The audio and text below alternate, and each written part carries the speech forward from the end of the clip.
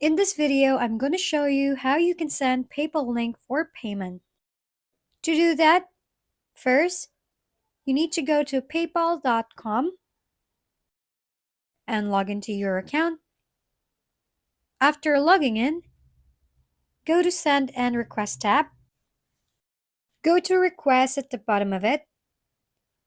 After that, go click Create a Personal Profile.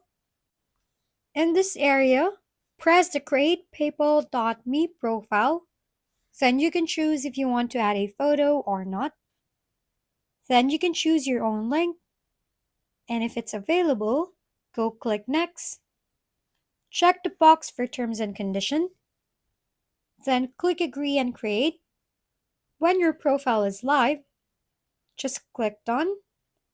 After that, click the Share Your Personal Profile. Then click the arrow icon.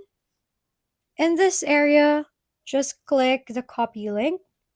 It will automatically copy. Next thing you need to do is to open new browser and paste the link that you just copied.